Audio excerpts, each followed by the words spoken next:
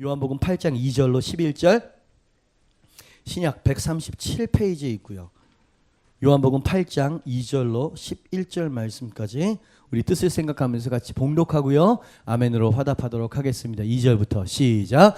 아침에 다시 성전으로 들어오시니 백성이 다 나오는지라 앉으사 그들을 가르치시더니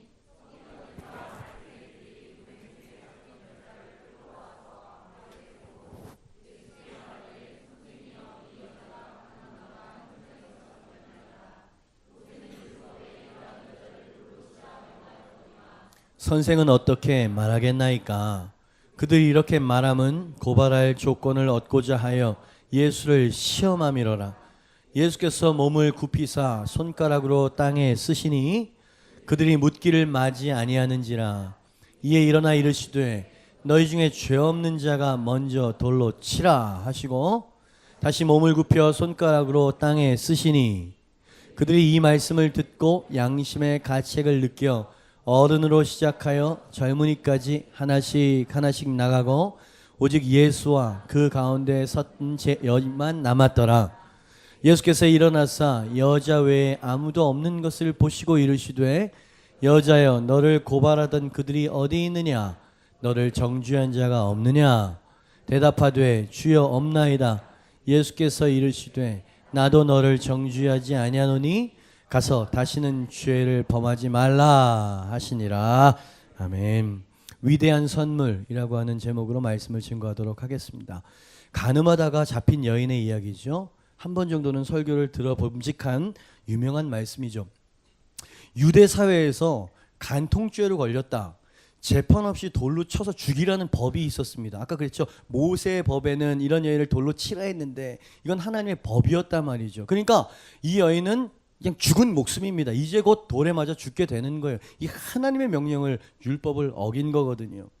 제가 4절 말씀을 보니까 이 여인이 지금 처해 있는 이 처지가 너무 절박한 거예요. 그리고 너무나 밑바닥까지 그냥 다 까발려졌어. 그죠? 말씀을 보니까 현장에서 지금 막 발각됐다는 겁니다. 여러분, 이게 무슨 도적질을 하다가 걸린 게 아니고 간통을 저지르다가 현장에서, 그러니까 이 여인이 반쯤 나체가 된 상태로 성전이라고 했어. 성전에, 예수님이 계신 그 성전에 데리고 와서, 여러분 성전이면 거룩한 무리들과 그 뭐랄까요, 그런 사람들이 모여 있는 자리 아니에요. 거기에 패대기가 쳐진 겁니다. 여자로서 얼마나 수치스러웠을까요? 한 가지 묵상이 되는 건 간통죄는 여자만 저지를 수 있는 죄가 아니잖아요. 현장에서 잡혔으면 남자도 있었을 거 아닙니까? 근데 남자는 구속돼서 붙잡혀 오지 않았단 말이지. 백을 써서 그랬을까요? 돈을 썼던 걸까요? 아니면 정치적으로 굉장히 사회적으로 유명한 명사였을까요? 남존 여비사상으로 똘똘 뭉친 사회였기 때문이었을까요? 이 남자는 어디 갔냐 말이죠. 그러니까 이 여인이 두려움과 정말 억울함과 막 이런 것들이 막 짬뽕이 된 상태로 여러분 그 예수님과 성난 군중들 앞에 패대기 쳐져 있는 그런 상황이 오늘 본문 말씀의 배경이라는 걸 느끼게 되면, 이 그림을 그리면 야, 이게 정말 장난이 아닌 상황이구나 라고 하는 느낌을 받게 되실 것입니다. 가만히 묵상이 되는 건 뭐냐면 이 여인이 지금 저지른 죄 때문에 곤경에 빠졌잖아요. 근데 보니까 이 여인만 곤경에 빠진 게 아니고 예수님도 곤경에 빠졌다는 것을 성경 말씀은 이야기하고 보여주고 있습니다. 그죠? 이 종교 지도자들과 바리새인들이 그렇지 않아도 마음에 들지 않고 눈에 가시 같은 예수를 이 기회에 한번 덫에 걸리게 만들자 시험하는 그런 빌미를 삼고 싶었던 것이죠. 그래서 이 여인을 당신은 뭐라고 어떻게 판단하시겠습니까? 딱 이렇게 이야기를 한 거예요. 이게 왜 예수님이 덫에 걸린 거냐면, 만약에 예수님께서 여인을 용서해줘라 라고 말씀을 하신다 그러면 율법을 어겨라 이 얘기가 되는 거예요. 그러니까 그 돌은 이 여인에게 날아올 뿐만 아니라 예수님이 돌을 맞아야 되는 그런 상황에 빠지게 된 겁니다. 그걸 피하기 위해서 율법대로 해라 라고 이야기하면 여지껏 사랑과 용서에 대해서 예수님이 가르치셨던 그 모든 가르침이 그저 말뿐인 죽은 교훈이었다. 아, 저 사람도 말 가지고 장난하는 사람이구나. 이런 손가락질. 그러니까 적어도 예수님의 명성에 흠집을 낼 수는 있었던 것이죠. 그래서 이걸 딱 알았던 거예요. 음흉한 이 종교 지도자들이. 그래서 당신은 이 상황을 어떻게 판결 내리시겠습니까? 이 질문이 오니까 예수님께서 어떤 모양으로든 대답을 해야 되는 상황에 몰리게 된 거예요. 그죠? 그리고 본의 아니게 이 여인의 이 죄를 판결하는 판결자로 지금 세움을 받은 거예요. 본의 아니게 말이지. 그죠? 덧치셨단 말이죠. 만약에 여러분이 예수님이었다면 이런 난해한 상황에 어떤 판결을 내리시겠습니까? 그죠? 이거 참 뭐라고 대답하기 어려운 그런 상황이었어요. 부인할 수 없는 명백한 잘못 앞에서 여러분은 과연 어떤 대답을 하시겠냐 말입니다. 그죠? 예수님이 어떻게 판결을 내리셨냐고요? 일단 예수님께서 말씀하시기 전에 행동으로 보이셨어요. 아무 말씀 없이 땅바닥에 앉으셔서 뭔가를 쓰셨다고 했습니다. 시선은 예수님께 집중되어졌죠. 예수님 도대체 뭐라고 이야기를 하실까? 침묵 가운데 예수님께 시선이 고정되었을 때 예수님 그 유명한 말씀을 일어서서 하시고 또 땅바닥에 앉으셨다고 했죠. 그때 그 하셨던 말씀이 7절, 8절 말씀에 나옵니다. 그들이 묻기를 마지 아니하는지라 이에 일어나 이르시되 너희 중에 죄 없는 자가 먼저 돌로 치라 하시고 다시 몸을 굽혀 손가락으로 땅에 쓰시니 정막을 깨고 하셨던 짧은 말씀이셨어요. 이 말씀이 끝나고도 정막이 계속 유지가 되어졌습니다. 왜냐하면 그 말씀 앞에서 모든 사람들이 양심의 가책을 받아서 돌을 던질 수 없는 상황이 되어져 버렸던 거예요.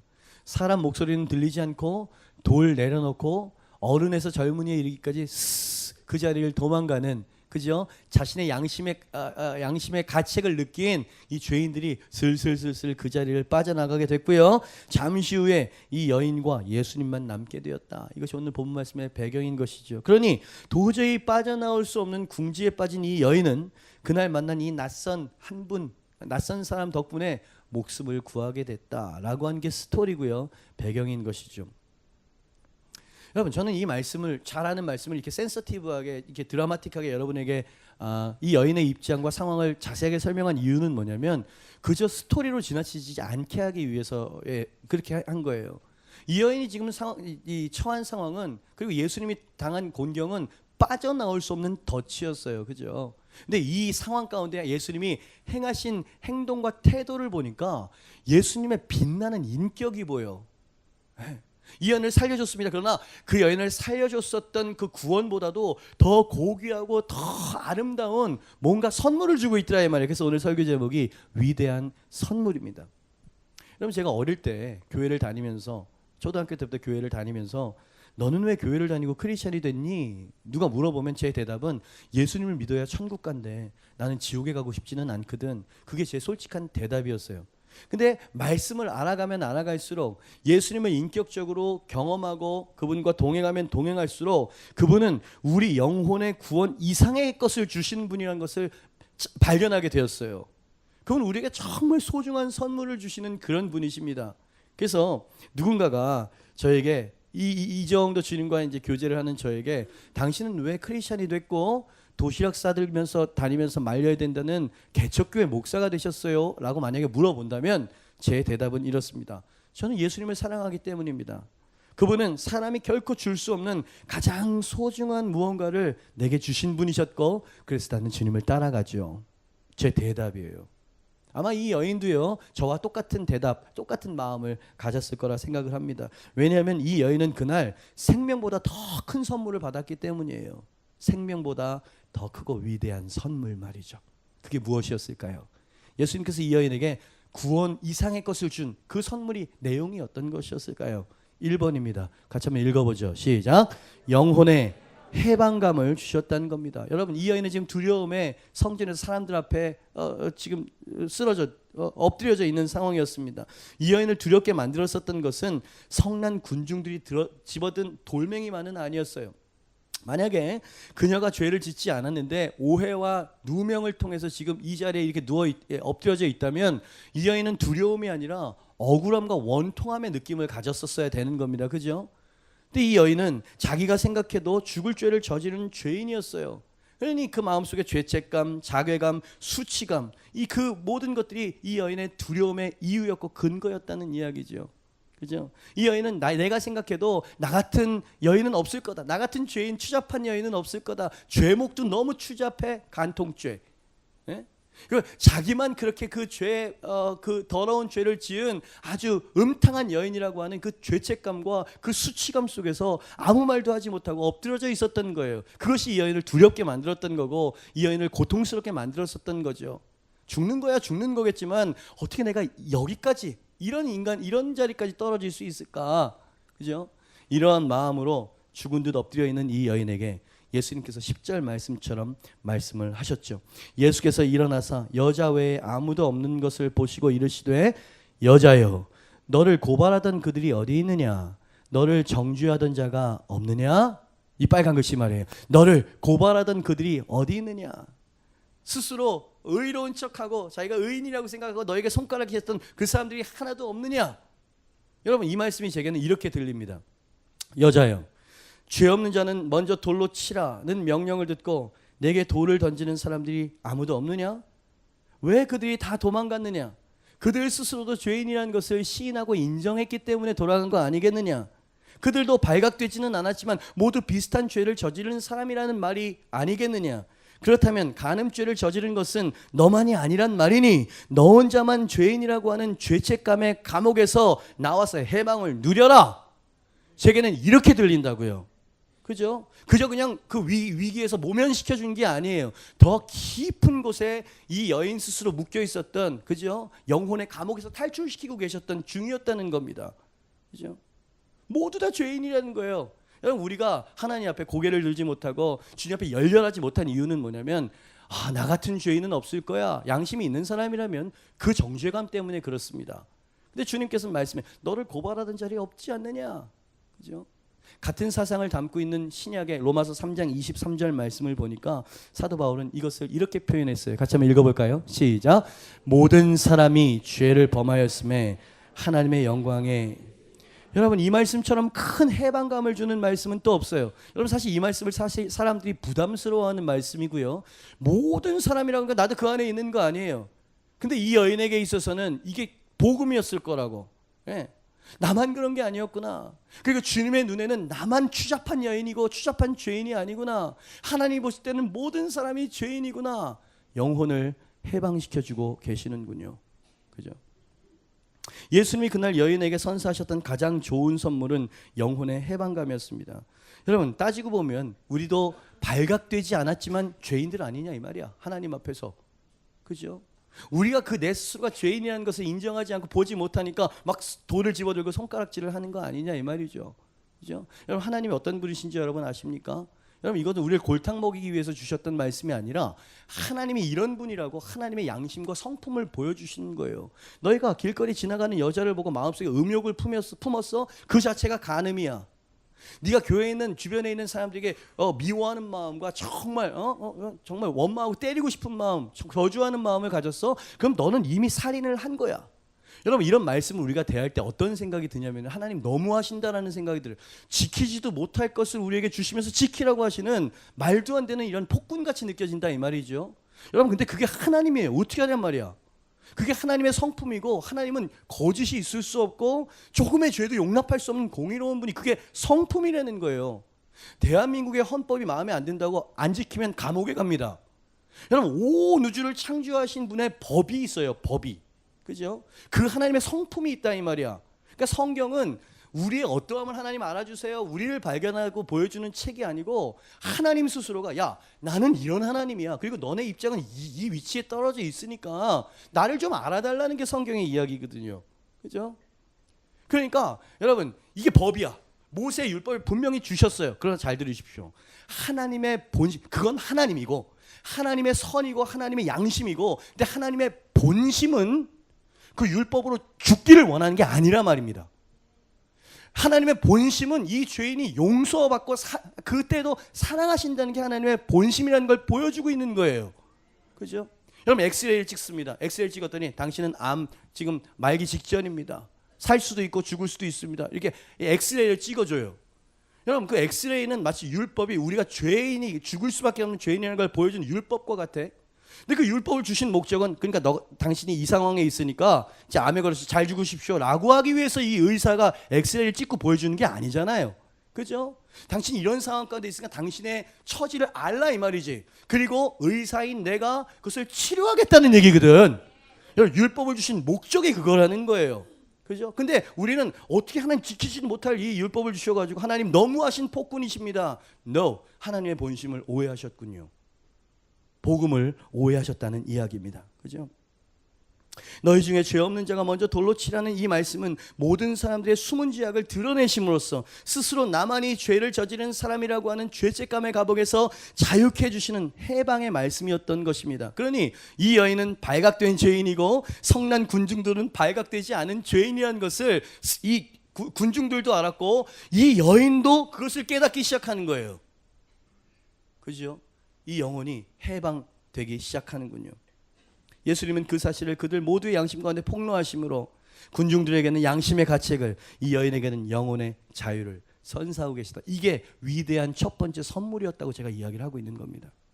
맥스 루케이도라고 하는 유명한 미국의 작가 목사님이시죠. 공항에서 있었던 해프닝이었다고 하며 책에서 읽었는데 은혜가 됐어요. 승객들이 이 목사님을 포함해서 비행기에 다 탑승한 상황이었습니다. 그러나 출발 시간이 점점 지연이 되는 거예요. 10분, 20분, 30분까지는 참았는데 1시간 이상이나 지연이 되니까 이 승객들이 막 열려버려서 막 분노가 터져버렸던 것입니다. 막 책임자 나오라고 막 아우성치로 막 비행기 안이 난장판이 돼버렸어요. 그러니 어떤 해명이라도 해야 되기 때문에 스튜어디스 중에 높은 스튜어디스가 나와가지고 딱 이야기를 합니다. 출발 지연에 대해서 사과를 드립니다. 출발이 늦어진 이유는 한 스튜어디스가 깜빡 잊고 여러분을 섬길, 여러분이 드셔야 될 얼음을 주문하지 않았기 때문에 그것을 지금 배달하고 있는 중이어서, 그래서 저희가 지체를 하고 있는 중입니다. 저희 항공사는 그런 무책임한 행동을 용인할 수 없기 때문에 문제의 직원을 여러분 앞에 세우겠습니다. 그죠? 이 여인에게 책임을 다 전가시키고 이 여인을 희생양으로 삼겠다는 거죠. 죄를 또 졌고 잘못을 저질렀고요. 그러므로 한 젊은 스튜어디스가 그리고는 스튜어디스가 눈을 감은 채 분노에 찬 승객들 앞에서 고개를 떨구고 있었습니다. 예. 이 성난 군중들이 이 상황 앞에서 뭐라고 이야기를 해야 될지 순간 침묵이 흘렀어요. 이 침묵이 흐르는 한 5초 정도 후에 한 중년 신사가 소리 없이 박수를 치기 시작했습니다. 그냥 한 1, 2초 후에 사람들이 하나씩 둘씩 박수를 막 치기 시작하면서 이 비행기 안이 박수 소리로 가득 차게 되었다는 거예요. 여러분이 센스가 있는 분이라면 지금 어떤 상황이 벌어졌는지 느낄 수 있을 겁니다. 왜 사람들은 박수를 그렇게 쳤을까, 이 죄인에게? 이런 얘기 아니었겠습니까? 괜찮습니다. 우리도 다 같은 죄를 저지르는 그런 사람 아니겠습니까? 우리도 그런 실수를 저지르니 우리가 불편하기는 했지만 당신을 이해합니다. 충분히 있을 수 있는 일입니다. 라고 하는 박수가 아니었냐 말이에요. 그때 이 죄인된 이 승객 여인이 마음이 어땠을까요? 난 여기서 잘릴 거고 난 여기서 끝장날 거라고 생각했는데 그 피해자들이 박수를 보내면서 이해를 해주고 있다 이 말이지. 그죠? 여러분, 예수님께서 하셨던 말씀이 이 승객들이 쳐준 그 박수가 아니었을까요? 이 여인에게? 모든 사람들이 다 똑같아. 내가 보기엔 50보 100보야. 예? 스스로 윤리 도덕을 잣대를 가지고 있는데 내 눈에는 전부 죄인으로 보이는 걸? 그러니까 너 혼자만 죄인이라고 생각하는 그 죄책감과 영혼의 감옥에서 나와. 예? 너도 내 사랑과 은혜가 필요한 한 영혼으로 내가 보고 있지, 더럽고 난잡한 죄인으로 보고 있지는 않는단다. 이 얘기 아닙니까 지금? 여러분, 그게 은혜라는 거예요. 그래서 우리 주님이 은혜의 주님이고 사랑의 주님이라고 이야기하니 거기서 나오는 거예요. 그죠? 주님 우리 연약함에 물론 잘했다고 박수를 치는 건 아니지만 그럴 수 있다는 걸 아시는 분이십니다. 모든 사람이 죄를 범하였으며 하나님의 영광에 이르지 못했다는 걸 아세요. 예수라고 하는 이름의 뜻이 뭔지 아십니까? 자기 백성의 죄에서 자기 백성을 구원할 자, 그게 이름의 뜻입니다. 그러니까 죄인인 걸 알고 오셨어. 그 죄를 해결하기 위해서 오셨어. 근데 우리는 그분을 오해합니다. 죄를 지으면 그분이 내 목을 조르고 나의 축복 저주를 주고 사고가 나게 해가지고 나를 일찍 데려가실 거라고. 여러분, 어디 그런 예수님이 나와 있냐고요. 목사로서, 제가 설교자로서의 제 사명이 뭐냐면 예수님에 대한 내가 복음, 그죠? 마태, 마가, 누가, 요한 말고 또 하나의 복음서가 있대. 내가 복음. 내가 스스로 만든 복음. 내 감정과 내 어떤 자라온 배경이 만든 이상한 잘못된 복음 말이에요. 잘못됐어요. 우리 주님은 사랑의 예수님인 줄 믿습니다. 그죠? 죄인들의 친구라고 하셨어요. 예? 병든 자에게 의사가 필요하지 건강한 사람에게 의사가 필요한 거냐? 나는 의사로 왔다. 너의 영혼에 너의 죄의 의사로 왔다 말이지. 그래서 복음인 거예요. 굿 뉴스라는 거죠. 그죠? 위대한 선물 맞죠? 주님께서는 위기를 모면시켜 준 것이 아니라 영혼의 자유, 영혼의 치유를 주님께서 선사해 주셨다 이 말이지요. 그 예수님이 당신의 실수, 당신의 잘못, 당신의 죄악에 대해서도 같은 일을 행하시는 그런 예수님임을 여러분 이 아침에 믿으시길 바랍니다. 그분은 당신을 사랑하십니다. 두 번째, 이 여인 정말 돌이킬 수 없고 씻을 수 없는 죄를 저질러버린 이 여인에게 주셨던 두 번째 위대한 선물은 어떤 것일까요? 2번입니다. 같이 한번 읽어볼까요? 시작. 용서. 영혼의 해방감을 주셨을 뿐만 아니라 죄를 씻는 용서를 주셨단 말이야. 11절 말씀입니다. 대답하되 주여 없나이다. 예수께서 이르시되 나도 너를 정죄하지 아니하노니 가서 다시는 죄를 범하지 말라 하시니라. 나도 너를 정죄하지 아니하노니, 정죄하지 않는다. 무슨 말씀입니까? 용서의 말씀이라 이 말이죠. 여러분, 이 군중들은 예수님을 시험할 목적으로 이 여인의 심판자, 판결자의 자리에 예수님을 일방적으로 세워버렸어. 신적 권위를 인정해서 자, 하나님이시여, 인간의 몸을 입고 오신 하나님이시여 판결하시옵소서, 이게 아니었어요. 너도 한번 걸려 넘어져 봐라. 그러면서 판결자 자리에 세웠는데 아이러니한 건 뭐냐면 그들의 의도와 상관없이 그분은 유일한 심판자가 맞았어요. 그죠? 왕을 왕인지도 모르고 막 홀대하고 막 이렇게 하는 그런 사람들처럼 그분은 진짜 심판자고 왕이었거든요. 그리고 그 온 인류에 유일하게 이 죄에 대해서 판결을 내리실 수 있는 그 심판자의 판결이 어떤 거였냐면 나도 너를 정죄하지 아니하노니였습니다. 할렐루야. 즉 그 말은 뭐냐면 내가 너를 용서했다 얘기인 거예요. 여러분, 성경에 있는 아이러니 중에 큰 아이러니가 뭐냐면 죄 없는 자가 먼저 돌로 치라는 말씀에 돌을 던질 자격을 가진 분은 예수님 뿐이었다는 사실이에요. 이해해요? 죄 없는 자가 죄인을 정죄할 수 있는 거거든요. 근데 모든 사람이 죄인이면 정죄할 수 없다는 얘기 아닙니까? 근데 예수님만 죄가 없었기 때문에 정죄할 수 있었던 유일한 분이 예수님이었음에도 불구하고 그 무리 중에서 그렇게 정죄하기를 원치 않았던 유일한 분도 예수님이었어. 이해가 돼요? 이 표현이 어떤 표현인지? 여러분, 주님은 그런 분이십니다. 우리 죄가 아무것도 아니라는 얘기를 하는 것이 아니라 우리가 죄인인 걸 알고 그 죄를 용서해 주시기 위해서 오신 분이세요. 여러분, 이렇게 내가 너를 정죄하지 않는다고 말할 수 있는 근거가 어디 있을까요? 아무렇게나 막 그냥 용서를 해도 되는 겁니까? 예수님은 지금 자신의 희생을 지금 담보로 말씀을 하시는 거예요. 하나님께서 유일하게 구원을, 인류의 죄를 씻고 구원해 줄 수 있는 유일한 방법, 그게 내가 그것을 위해서 왔고 내가 너의 죄를 위해서도 십자가를 질 테니 이제 너는 죄인이 아니라 새로운 의인의 삶을 살거라. 그게 주님의 판결이었다 이 말이죠. 이 여인의 마음을 한번 좀 생각해 보세요. 얼마나 그 마음속에 깊은 곳에 치유와 주의 만져주시는 그 용서를 경험했겠느냐 이 말이죠. 이 여인에게는 이 용서가 더 놀랍고 더 큰 선물이 아니었겠냐 말입니다. 육신의 자유보다 우리에게 더 필요한 건 영혼의 자유가 아니겠습니까? 여기 사형수가 있습니다. 이 사람 곧 죽어야 되고 그 죄가 분명해 정죄를 받았습니다. 근데 어떤 이유에 의해서 이 사람이 집행유예가 되고 감옥에서 풀려나게 된 거예요. 그래서 이제 한 3년 동안 네가 잘 살면 자유인이 될 수 있다라고 육신의 해방을 받았다고 칩시다. 근데 주변에 있는 모든 사람들이 이 더러운 사형수야, 넌 죽어야 되는데 어떻게 나왔냐는 식으로 낙인을 찍고 평생 동안 이 사람에게 손가락질을 하고 용서치 않는다고 한번 생각해 보세요. 차라리 죽는 게 낫지. 그렇지 않아요? 그러니까 주님께서 두 번째로 준 선물은요, 아주 위대한 선물이었던 거예요. 너의 죄도 씻어졌고 너는 새롭게 완전히 의로운 삶을 살 수 있다라고 선언을 해주신 거지. 너희 중에 죄 없는 자가 먼저 돌로 치라. 죄 없는 창조주가 내가 너를 정죄하지 않을 테니까.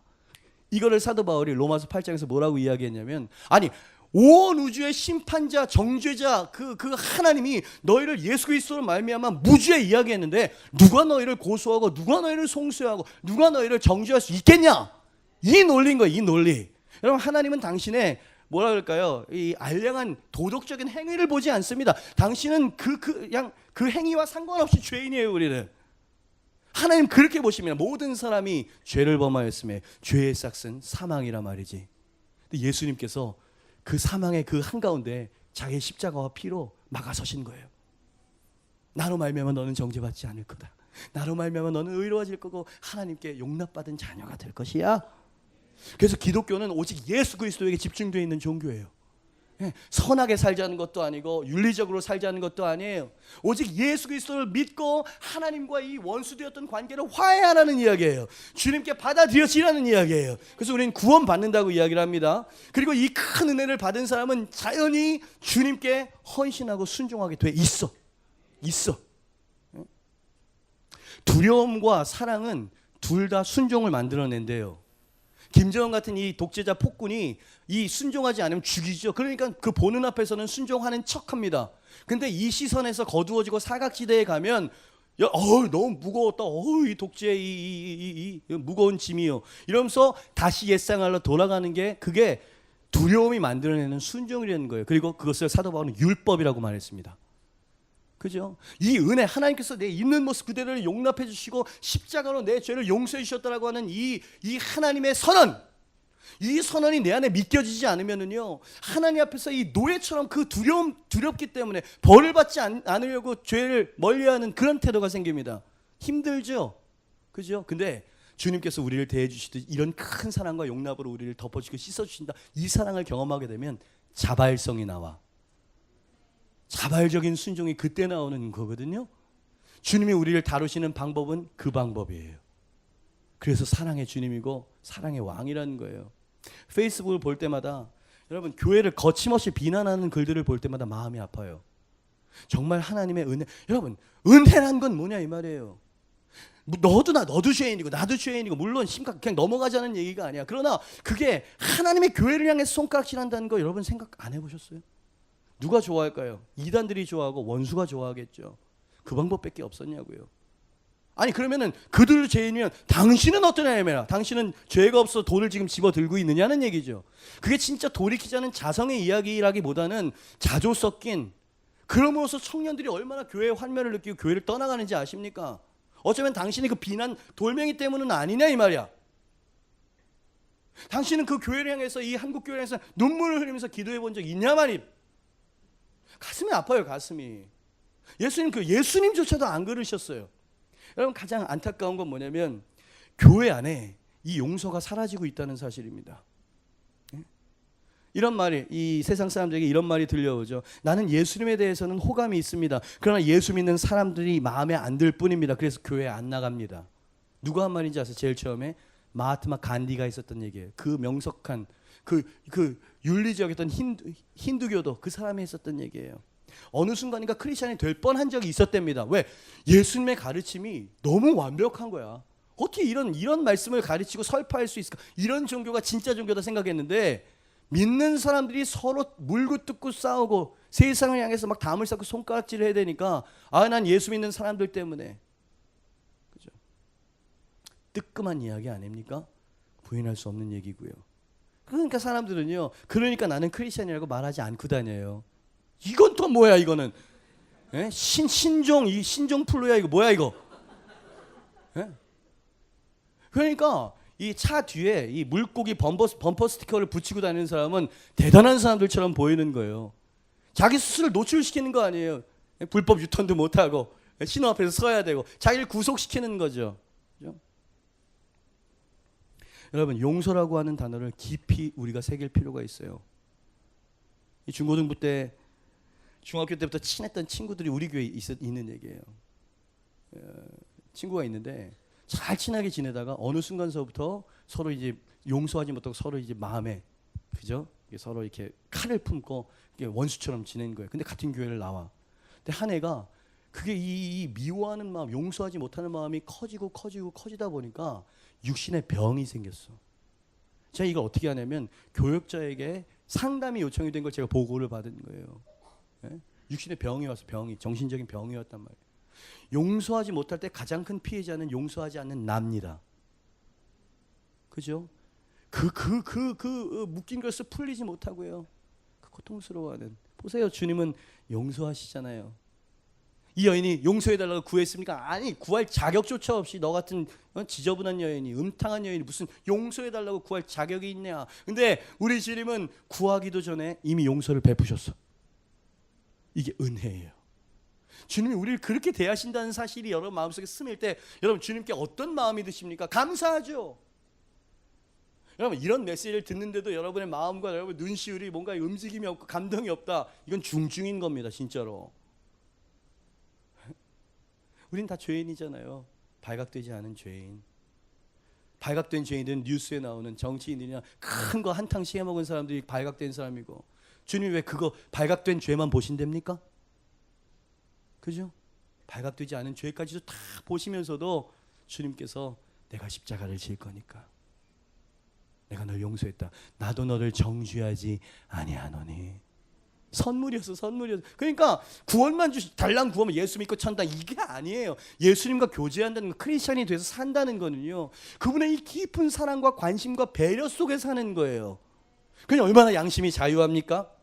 얼마나 그 죄를 짓지 우리 크리스천들도. 하나님 앞에 나아가서 용서하고 회개받을 수가 있어요. 깨끗한 양심, 자유로운 양심으로 살 수가 있죠. 얼마나 든든한지, 얼마나 당당한지. 그죠? 세 번째, 예수님께서 이 구제불능 이 죄인에게 주셨던 마지막 세 번째 선물이 어떤 것이었을까요? 3번입니다. 시작. 변화의 기회였다. 11절. 대답하되 주여 없나이다. 예수께서 이르시되 나도 너를 정죄하지 아니하노니, 빨간 글씨 시작. 가서 다시는 죄를 범하지 말라 하시니라. 예수님이 여인에게 영혼의 해방감을 주셨어요. 죄를 진정으로 다시 기억하지 않는 죄를 용서하시면서 씻어주셨어요. 그러한 은혜를 베푸신 예수님께서 마지막으로 더 큰 선물을 가슴에 헉 안겨주셨는데, 그게 뭐냐면 the second chance, 두 번째 기회. 그죠? 변화의 기회를 주셨다 이 말이야. 변화의 기회를. 여러분, 죄는 용서해 주셨고 양심은 풀어 주셔가지고 좀 이렇게 뭐랄까요, 죄책감에 늪에서 헤어 나왔다고 칩시다. 근데 여러분, 주님께서 아무것도 맡기지 않고 그냥 너는 그냥 과거의 죄인이었다는 것을 기억하면서 평생 그렇게 그냥 찌질하게 살아라. 그럼 얼마나 고통스러웠겠어요. 주님은 전혀 죄를 짓지 않았다는 듯이 새로운 두 번째 기회를 주십니다. 변화되라 이 말이지요. 그게 바로 가서 다시는 죄를 저지르지 말아라 라고 말씀하신 말씀 안에 녹아있는 주님의 본심이죠. 예수님이 이 여인에게 용서함을 베푸신 것은 이 여인이 죄인이 아니거나 그 죄가 아무것도 아니기 때문에 덮어준 게 아니에요. 잘 기억하십시오. 죄의 싹은 사망이에요. 내가 뭐 사망 다망할 짓을 저질렀습니까? 탐욕, 음욕, 사람들 미워하는 분노, 누군가를 중상모략하는 수근수근거리는 이간질, 전부 죄예요. 여러분, 하나님께는요, 살인, 도적질, 음란, 간토 이런 거보다 하나님은 더 근본적인 것을 더 심각하게 다루시는 거 아십니까? 네가 도둑질을 안 했어도 남의 것을 빼앗고 싶은 그 마음 자체가 그게 도둑질이야, 이렇게 말씀하십니다. 탐심, 욕심, 그죠? 마음에 욕심이 장성한지 그게 죄가 된다고 이야기하죠. 그 누가 이 하나님의 양심 앞에서 자유로울 수 있겠습니까? 그래서 모든 사람이 다 죄인이라고 이야기를 그렇게 주님께서 말씀하시는 거예요. 여러분, 죄는 심각합니다. 죄는 모든 것들을 죽이고 모든 것들을 파괴시키는 게 죄예요. 죄. 이 여인의 죄가 이 여인의 어떤 것을 파괴시켰는지 한번 묵상해 봤습니다. 간음죄, 인간관계를 파괴시켰어요. 서로 간의 신뢰도 파괴시켰습니다. 간음은 자존감을 파괴시켰습니다. 하나님과의 관계마저 파괴시켰습니다. 여러분, 그런 말씀이 있어요.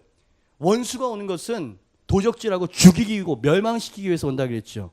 사단이 존재하는 목적은 하나님의 백성을 죄 짓고 멸망시키기 위해서예요. 그리고 멸망시키게 만드는 그 방법이 죄를 짓게 만드는 겁니다. 죄를 지면 모든 게 깨져요. 평생 서로의 순결을 서약했던 부부 간에 불륜이나 어떤 또 다른 어떤 뭔가가 이렇게 싹 끼어들 때요, 여러분, 그 안에는 벌써 냉기가 흐르는 거예요. 아닌 것처럼 해도 영이 그냥 벌써 반응을 해버리는 거란 말이에요. 그죠? 죄는 심각합니다. 죄가 어느 정도 심각합니까? 하나님의 아들이라도 그 죄값을 받게 하시는 걸 보세요. 아니, 그 하나님의 아들은 누구냐면 인간의 몸을 입고 오신 하나님이에요. 하나님도 자기 법에 순응을 하시는 거예요. 이게, 예? 그게 죄의 대가입니다. 무시무시. 그러니까 이 시대 교회 성도들의 가장 무서운 질병이 뭐냐면, 내가 죄인인지도 모르고 그 죄가 얼마나 심각한지도 모르고 자행자재하고 사는 거예요. 세상 사람들은, 예수 안 믿는 사람들은 서로 담합한 겁니다. 내가 누구에게 피해를 줬는가? 그럼 피해를 안 주는 선에서는 자본주의가 그런 거 아닌가? 이런 식으로 다 용인을 해버리죠. 여러분, 그거는 사회법과 우리가 만들어 놓은 법이고, 여러분, 온 우주를 심판하시는 분이 만든 법 앞에서는 여러분 그거는 오히려 더 교활하고 더 악랄한 짓거리란 말이지. 그죠? 이게 하나님 우리를 바라보시는 죄에 대한 시각이세요. 그러나 그 하나님은 이 죄를 정죄하기 원하시는 분이 아니라 이 죄를 처리하길 원하시는 분이다 라고 기독교에서는 이야기를 하고 있는 거 아닙니까? 죄는 무서워요. 아주 파괴적이에요. 예수님께서 가서 다시는 죄를 범하지 말라고 말씀하신 그 이유와 목적이 뭐라고 생각하십니까? 많은 사람들은 이렇게 하나님의 마음을 곡해합니다. 하나님은 죄를 짓는 것을 몹시 싫어하시니까 율법을 지켜 죄를 범하지 말라. 알겠느냐? 이렇게 받아들여요. 여러분, 그건 율법적인 명령이에요. 오늘 말씀이 사실이라면 예수님께서 죄를 짓지 말라고 하는 이유가 그런 이유가 아니었어요. 죄인인 건 안 되니까 이미. 너만 죄인이 아니라 여기 있는 모든 인간들이 죄인인 걸 알기 때문에 내가 온 거예요. 그러니 예수님께서 죄를 범치 말라고 하는 의도는 이런 의도입니다. 너도 느꼈지? 죄라는 것이 얼마나 너의 모든 것을 파괴시키는지 너도 느껴봤지? 철저히 느꼈지? 지금 이 자리에서. 하나님은 너를 천하보다도 더 사랑하시는 분이시란다. 너는 하나님의 크신 사랑과 관심을 받는 사람이니라. 그러니 다시 죄를 지어서 스스로 너를 망가뜨리는 일을 하지 말아라. 너에게 어울리지 않는 일이야 이게. 소중한 너 자신을 위해서 이젠 변해야 되지 않겠니? 다시는 같은 죄를 저지르지 말아라. 그래서 예수님은 이 여인에게 다시는 죄를 저지르지 말라고 변화를 촉구하셨던 것입니다. 여러분, 흔히 사랑이라고 하면 무조건 덮고 무조건 용서해 주는 것이라고 생각합니다. 그러나 사랑의 왕 되신 예수님은 사랑을 그렇게 정의하지 않으셨어요. 우리를 너무 사랑하시기 때문에 주님은 죄로부터 돌이킬 것을 우리에게 요구하신다. 왜? 죄는 우리 자신을 엉망으로 만들어 놓기 때문에 그렇다는 게 예수님께서 오늘 보여주시는 말씀이에요. 매트 챈들러라고 하는 유명한 목사님께서 하나님의 사랑을 이렇게 표현하셨습니다. 올려주시죠. 매트 챈들러 두 번째 글. 하나님은 우리를 너무 사랑하시기 때문에 우리 자신과 남들에게 해롭고 하나님께도 영광이 되지 않는 것들을 그냥 놔두실 수 없다. 그래서 그것들을 도려내는 작업을 끊임없이 하시는 것이다. 생각해보라. 하나님이 자기의 아들을 희생시키면서까지 자녀로 거둔 우리가 해로운 관계와 중독의 쳇바퀴를 도는 것을 원하실까? 당연히 우리가 평생 복음의 자유를 누리는 것이 하나님의 뜻일 것이다. 하나님은 우리가 매일같이 성장하고 변화하여 새로워지기를 원하신다. 아멘. 복음입니다. 복음이에요. 그러니 여러분, 이런 종류의 사랑은요, 모든 걸 다 알고 모든 걸 다 용납하고 모든 것을 다 대신 짊어지고 모든 것들을 다시 회복시키는 사랑인 거예요. 이게 세상에는 이런 사랑이 존재하지 않는다니까. 부모도 자식이 똑같은 죄를 5번만 저지르게 되면 이 원수 같은 놈아, 지긋지긋한 생각이 드는 게 부모의 사랑이라 이 말이에요. 가장 오염되지 않았다고 하는 순수한 아가페의 사랑의 그 샘플이 부모의 사랑인데, 부모도 막 호적을 파고 막 이러더라 이 말이지. 그래서 다윗이 그런 고백을 했잖아요. 내 어미는 나를 버렸으나 여호와는 나를 버리지 아니하실 것이라. 그러니 얼마나 우리가 하나님을 왜곡하고 오해해 왔었습니까? 그죠? 하나님은 완고한 분, 나를 괴롭히시는 분, 내 죄를 막 까발리고 드러내시는 분. 아니요, 그분은 우리의 죄를 덮으시고 그분께서 우리에게 두 번째 기회, 변화의 기회를 주신 분이시라 이 말이에요. 의사가 상처를 꿰매주기는 합니다. 근데 약이나 치료를 건너뛰면 이 의사 어떻게 생각하세요? 죽이는 거죠. 그렇기 때문에 주님께서는 수술을 하십니다. 그 죄악 덩어리를 도려내시는 거예요. 그래서 이 여인에게 나는 이미 널 용서했거든. 넌 존귀한 여인이야. 그러니까 죄로 너를 더 고통스럽게 만들지 않도록 이제 그 죄를 짓지 말아라. 예? 그러니까 이 말씀 무슨 말입니까? 하나님의 벌을 받지 않기 위해서 죄를 짓지 않는 이유도 아니고, 하나님을 슬프시게 해드리기 위해서 죄를 멀리해야 되는 이유도 아니고, 그 죄가 여러분 그 죄 가운데도 예수 그리스도를 믿는 자녀들을 하나님은 사랑하십니다. 아무렇게나 막 살라는 얘기가 아니죠. 주님의 본심이 그거예요. 너는 그 죄악 가운데 고통당하기에는 너무 존귀하고 너무 큰 대가를 지불하고 산 하나님의 소유야. 하나님의 보배지. 내가 너를 보배롭고 존귀하게 여기노라. 너를 사랑하는 내 여호와니라. 아까 불렀던 찬양이죠. 아까 일부 예배 때는 사람들이 와가지고 중보하고 있는 예배 시작하기 전에 How He Loves라고 하는 우리 뉴제너십 2집에 나와 있는 노래가 울려 퍼졌어요. 이 메시지를 준비하고 딱 앉아서 기도를 하는데 그 브릿지 부분의 가사가 제 가슴을 쳤어요. 제 눈시울을 적셨죠. 그 은혜로 이끌어 날 구원하네.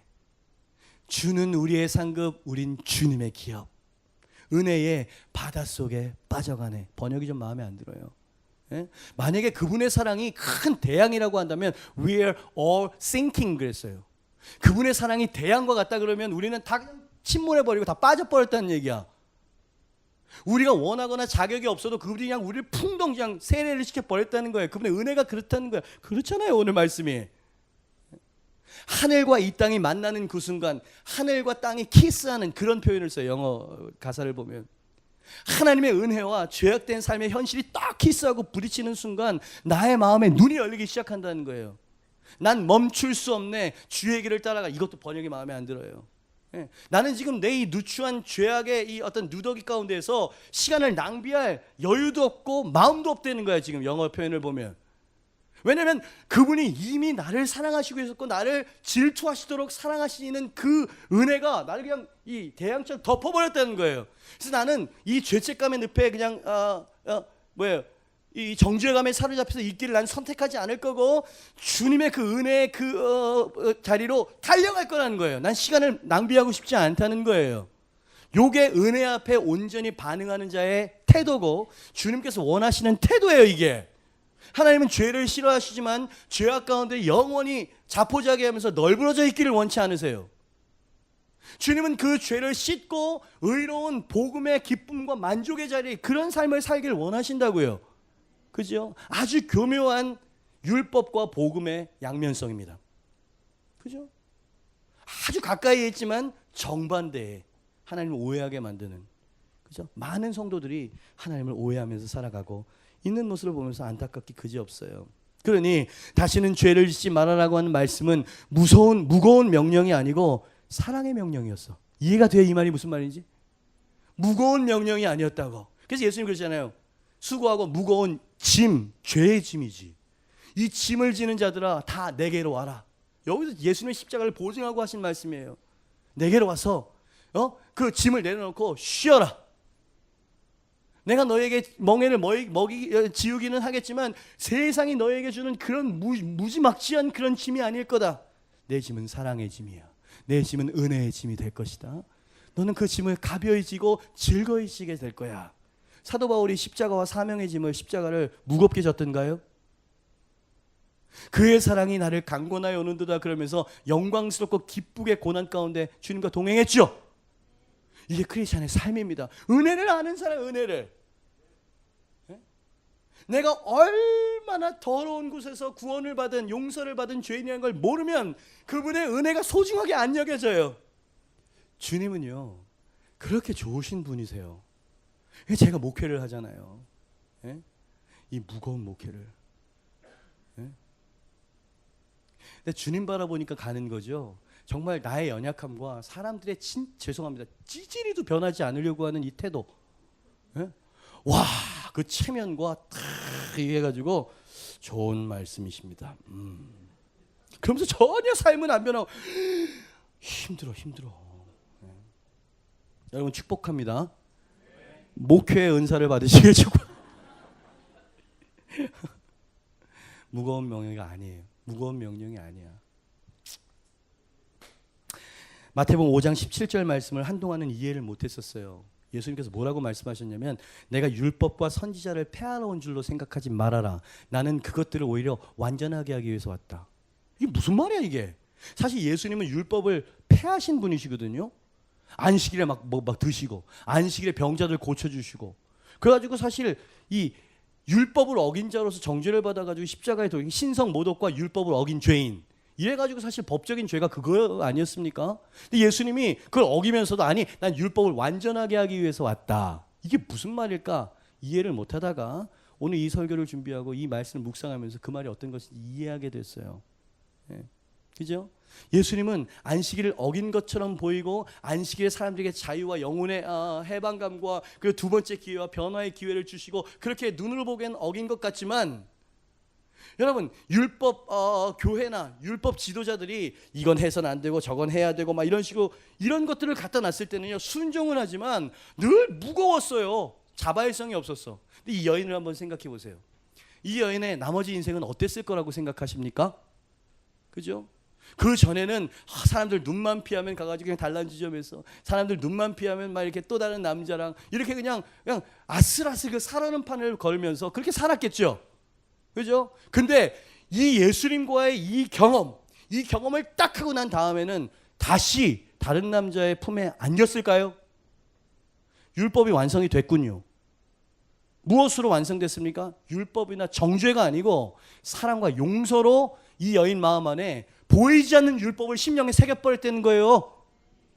그래서 눈에 보이는 어떤 그 율법의 어떤 조항들이 아니라 하나님을 우리 심령에 하나님의 사랑의 복음을 새기신다는 거 아니야.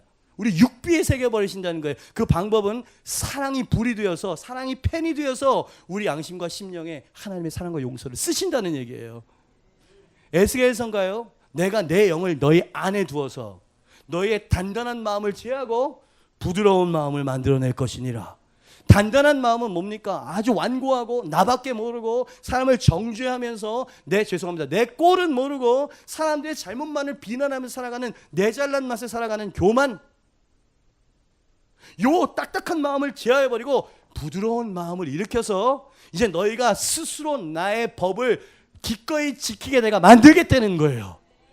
왜? 그 방법은 하나님의 사랑과 그 사랑을 통해서 역사하시는 성령님이에요. 그렇지 않습니까? 얼마나 감사해. 우리 같은 이 불륜죄를 저지른 이 여인보다도 더 심각한 숨겨진 발각되지 않은 우리 죄인들을 집 밟거나 우리에게 무자비하게 지옥에 던져넣어도 우리는 할 말이 없는 사람들 아닙니까? 주님에 대해서 냉담해요. 하나님에 대한 애정은 그냥 머릿속에만 있는 거고 하나님이 은근히 원망되기도 하죠. 왜? 내가 원하는 걸 주시지 않고 원치 않는 것만 자꾸 푸시하시는 것 같으니까. 왜 그런 줄 아세요? 왜 그렇게 주님께서 다루시는 줄 아세요? 그래야 당신이 진정 자유함을 누리게 됩니다. 중국이나 저기 동남아 같은 데 가면 여러분 잘 아시는 이야기일 거예요. 큰 호리병 무거워가지고요. 이게 흔들어도 잘 쓰러지지 않는 호리병 안에다가 크진 않죠. 한 요만큼 되는 거기에다가 사과나 열매들을 갖다 넣어놓는 거야. 원숭이를 잡는데 원숭이 이 지능이 떨어진 이 원숭이가 와가지고 오 사과 냄새를 맡고 와가지고 손을 탁 집어넣는 거지. 그래서 사과를 딱 잡고 뺄라 그러는데 이 아구가 작아가지고 손을 이렇게 놓으면은 이렇게 뺄 수 있는데 잡으니까 이게 안 빠지는 거네. 그럼 놓고 빨리 도망가든지 이게 쓰러뜨려가지고 이렇게 해가지고 하든지. 근데 이 욕심꾸러기 자기밖에 모르는 이 죄인 이 죄악된 이 원숭이가 이걸 안 놓는 거야. 그래가지고 이러다가 잡혀가지고 죽는데요. 원숭이 식탁에 이제 제물이 된다 이 말이죠. 이게 원숭이들만의 이야기입니까? 돈, 명예, 특히 쾌락, 감추어진 은밀한 죄악 이런 것들은 달콤하고요. 너무 맛있어 보이는데 움켜쥐을수록 빠져나올 수 없게 돼버리네. 그래서 회개하라는 거예요. 그래서 다시는 죄를 짓지 말라고 말씀하시는 거예요. 여러분 크고 작은 죄악 가운데 그 고통이 어떤 것인지 여러분 잘 아시죠? 다시 그 자리로 가고 싶으십니까? 다시 그렇게 뒹굴뒹굴 하고 싶으시냐 말이에요. 그래서 우린 거룩해져야 되고 그래서 주의 말씀은 진리인 거예요. 그래야 우리가 자유로울 수 있고 그래야 진정한 나의 삶을 살 수가 있게 된다는 거죠. 그러니 거룩의 동기가 다른 거야. 거룩할지어다. 하나님은 거룩하니 거룩해라. 이 말씀을 들으면 올 부담스러웠어요. 근데 하나님의 이 선하심과 이 하나님 안에 복음 안에 이 걸어가는 이 걸음이 얼마나 안전하고 든든한지를 조금 맛본 사람은 이 하나님과 연합할 수 있는 방법, 아니 하나님과 연합하는 걸 방해하는 그 주범이 죄라는 것을 이제 깨닫게 된 성도는 이 하나님을 더 알고 싶고 그 안에 있고 싶어서 그 안정감과 자유를 누리고 싶어서 죄를 멀리하는 겁니다. 이게 거룩해지는 동기인 거예요. 그러니까 이것도 거꾸로. 이거는 그러니까 세상의 눈으로 보면 이 기독교는 완전 복음은 거꾸로 돼 있어. 거꾸로 완전히 짐을 지워주신 것 같은 하나님, 그것은 너를 위해서야. 이제 매튜 챈돌 목사님이 그의 책을 보니까 그런 말을 했어요. 정말 이 종교의 어떤 짐, 하나님의 율법의 짐을 벗어나서 정말 죄송합니다. 그 있는 그대로 표현 드릴게요. 그냥 난잡하게 네가 원하는 대로 외간 여자들이랑 그냥 잠자리를 하고 편안하게 그냥 고주망태가 돼가지고 정말 당신이 원하는 것을 자유롭게 살기를 원하는 사람에게 자기가 목사로서 해주고 싶은 얘기가 있다는 거예요. 그렇게 사는 사람들이 뭐라고 이야기하는지 한번 들려주고 싶다는 거야. 무슨 말인지 이해하세요? 그런 난잡한 삶을 사는 사람들이 정말 그게 좋아서 하는 게 아니에요. 맨 처음엔 좋았지. 그 이후에 이 손을 뺄 수 없는 것처럼 이 자기의 이 죄가, 죄책감이, 정죄가, 무의미가, 무목적이 우리를 꼭꼭 묶어놓는 그 허무해가지고 사람들이 자살도 하고 술독에 빠져서 살고 결국엔 노숙자가 되는 거예요. 인생이 망쳤군요. 이렇게 된다는 거예요. 그래서 하나님이 정해놓은 바운더리 안에서 사는 사람이 지혜로운 사람이고, 하나님이 허용하신 선 안에서 자유를 누리는 게 그게 자유지, 그 이상으로 넘어가면 내가 이제 막 허투당하고 내가 망가진다는 얘기죠. 십계명을 주신 이유가 거기에 있는 거예요. 율법을 주신 이유가 거기에 있는 거예요. 우리를 족쇄를 채우기 위해서 그런 게 아니라 그래야 니네가 살아. 그래, 원리가 그렇게 되어 있어. 내가 널 만들었지 않니? 내가 세상 우주를 만든 거 아니니? 우주의 법칙을 내가 프로그래밍한 거 아니냐? 내 말을 들으라는 거예요. 그래서 그렇게 주님의 말씀에 따라가는 사람, 그 따라가는 것을 순종, 그렇게 말하죠. 그러니까 저는 여러분에게 아주 뭐라 할까요? 기독교의 근본되는 이 교리들을 설명을 막 드리고 있어요. 왜 그렇게 살아야 되는 건지. 그죠? 주님은 사랑으로 하나님의 율법을 완성하시는 분이세요. 위대한 거 아닙니까? 하나님만 이렇게 하실 수 있는 거예요. 그러니 오늘 이 가늠하다 현장에서 잡힌 여인을 통해서 주님은 우리에게 당신의 본심과 당신의 인격을 보여주고 계세요. 예수님은 눈에 보이지 않는 하나님의 눈에 보이는 형상이라는 표현이 있어요. 누구도 하나님을 보거나 알 수 없습니다. 무한하신 분이시니까. 근데 그 하나님을 알고 싶으면 예수를 보라 이 말이야. 하나님께서 예수 안에 하나님의 모든 것들을 다 계시하셨으니까 예수를 보라는 거예요. 근데 그 예수님이 자비하시네. 그 예수님이 사랑이 한이 없으시네. 그 예수님이 죽기 위해 오셨네. 날 용서하기 위해서 오셨네. 이 불륜죄 저질러가지고 막 뒹굴뒹굴 현장에서 이 여인도 주님은 포기하지 않고 그때에도 사랑하시고 용서하시네. 그게 하나님이에요. 예수를 통해서 비춰오는 하나님의 본심이라 이 말이지. 여러분, 이 하나님의 마음을 아실 때 여러분 마음속에 어떤 동요가 일어납니까? 가면과 외식이라고 하는 이 은폐라고 하는 이 가면을 벗어버려야 되겠다는 생각 들죠? 이분 앞엔 감출 수 없고 감춰서도 안 되고 감추고 싶지도 않다는 생각이 들어야 돼. 그래서 이 말도 안 되는 조폭이, 말도 안 되는 이 사형수가, 말도 안 되는 이 포주들이 이 복음을 듣고 어렵사리 마음을 열고 와 봤더니 주님께서는 내가 처음부터 널 사랑했어 이렇게 말하는 거야. 그러니까 이 사람들의 인생이 뒤집어지는 거야 그냥. 여러분, 이게 복음 아닙니까? 이게 기독교가 전하는 이 어느 종교에서도 발견할 수 없는 이 희생적인 사랑, 용서, 이게 기독교 아니냐 말이지. 이게 우리가 믿는 하나님의 마음이에요. 그래서 나는요, 이 복음과 말씀을 맡은 이 종이 되었다는 게 너무 영광스러워요. 세상 사람들에게 필요한 건 돈이 아니에요. 경제적인 문제가 풀리는 게 아니에요. 그거 필요하지만 그래가지고 흥청망청 살다 지옥 가면 어떡하려고.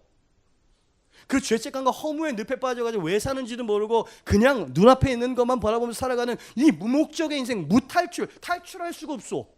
이 사람들 어떻게 하면 좋습니까? 대안은 오직 예수 그리스도의 복음뿐이에요. 그렇잖아요. 제가 이 복음 전하자고 말이지.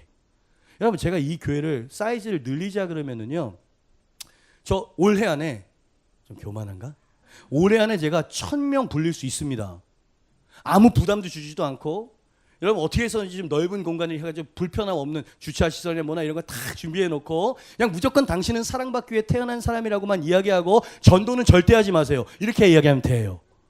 왜? 사람들은 움직이기 싫어하고 부담 갖는 거 싫어하니까. 근데 거기에다 대고 제가 전도하고 양육하는 운동 벌려가지고 여러분 힘겹게 지금 1년 동안 왔죠, 그죠? 오죽하면 2월의 말씀을 너는 말씀을 전파하라. 때를 얻든지 못 얻든지 항상 힘쓰라. 어떻게 더 강조해? 때를 얻을 때는 할 수 있는, 못 얻어도 만들어서 항상 힘써라. 계속 부담만 주는 거야, 부담만. 여러분 아침에 여기 우리 지하 주차장에 이 파킹하다가 긁어보신 분들 계시죠? 은혜 받으러 왔다가 기분 확 잡쳐버리는 거야 그냥. 예? 그래도 여러분 왜 이 교회 그죠? 무슨 얘기를 여러분 저는 여러분을 푸시하기 위해 존재하는 사람입니다. 당신은 사랑받기 위해 태어났고 난 푸시하기 위해 태어났고 같이 노래하자고요. 여러분 당신은 사랑받기 이렇게 부르세요. 나는 푸시 주기 위해 이렇게 부를 테니까. 그래야 되잖아요. 이 복음과 이 사랑을 전해야 되잖아요.